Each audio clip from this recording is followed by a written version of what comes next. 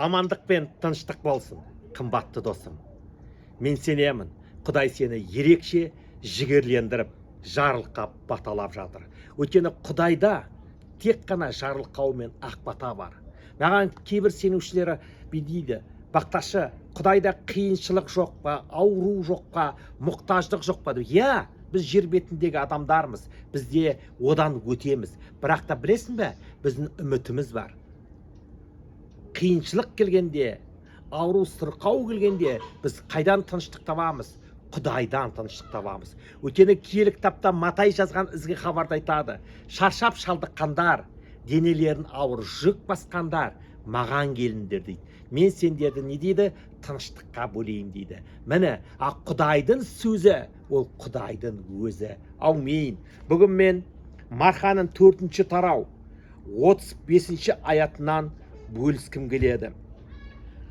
Сол күні кешкісін дейді, Иса Масихтың шәкірттері Исаны қайыққа отырғызып, олар келесі елді мекенге барғысы келеді.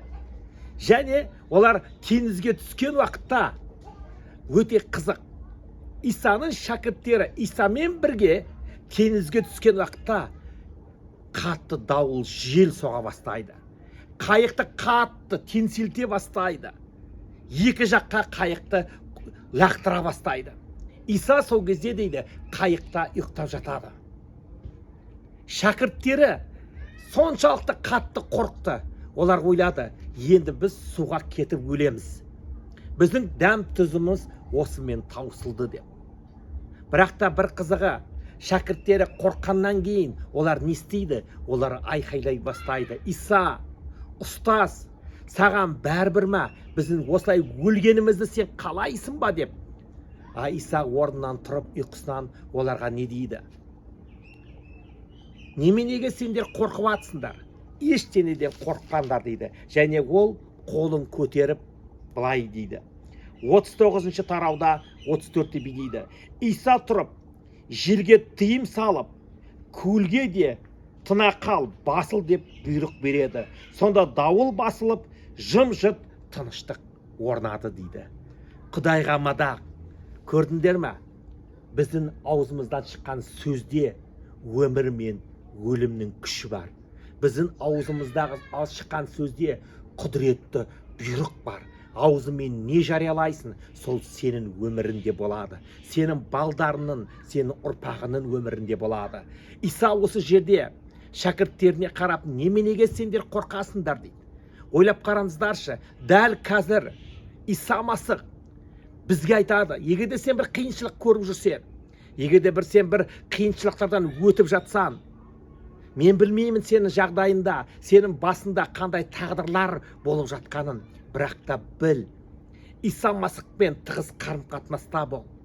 Ол Иса Масих ең маңызды, сені жүрегінде ұйықтап қалмасын, сеніміңді жоғалтып алма.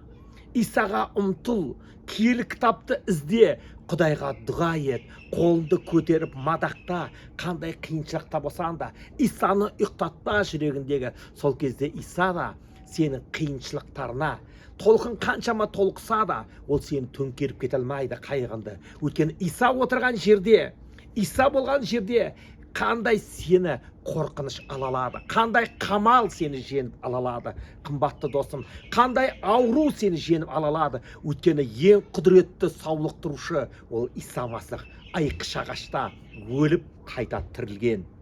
Және саған айтқым келеді, Исаның құдіреттілігі сол, ол жерге тыйым салды, ол суға тыйым салды, ол тіпті табиғатқа, құбылысқа тыйым салды.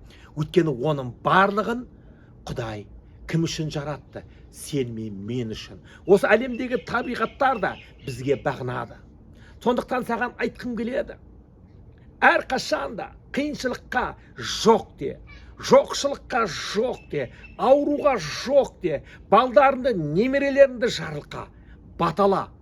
Өйткені сенің аузынан шыққан сөз ол жарылқау болады. Ол қиыншылықта жүрген адамдарға өмір береді, және саған өмір береді. Мен әрқашан айтамын бауырларыма, ойбайлап жылағаннан гөрі, Құдайым қайдасың, Құдайым мені тастап кеттің, Құдайым менен бет бұрып кеттің деп жылағаннан гөрі, Құдайға айт, Құдай әке, мен қазір қиыншылықта жүрмін, маған ақша жетпейді, мен ауырам, менің жағдайым дұрыс емес, менің балдарымның жағдайы дұрыс емес, менің тума туысқандарым мүмкін маған қарсы шығып жатыр сенуші болғаныма деп. Құдайға сеніп айт, бірақ та мен сенемін, оның барлығы 120 градусқа өзгереді. Өйткені сенің сөзін я және аумин деп жарияласан, Құдайдың сөзі келрухпен келген, ол адамдардың өмірін өзгертеді. Тас болып қатып қалған жүректерді жібітеді. Мұз болып қатып қалған жүректер жібиді. Кешірмеймін дейтін адамдар бірін-бірін кешіреді. Бірін-бірін сүймеймін дейтін адамдар бір-біріне Құдайдың сүйіспеншілігін айтады. Енді сен саулықтайсың, сен өлесің деген адамдар мәңгілік өмірге ие болады, саулық алады. Өйткені Құдайдың сөзінде күш пен құдірет бар. Иса Масихтың атымен сенемін, жариялаймын. Сол сөз, құдіретті сөз, киелі сөз, қасиетті сөз, ол сенің өміріңде бар деп. Иса Масихтың атымен аумин.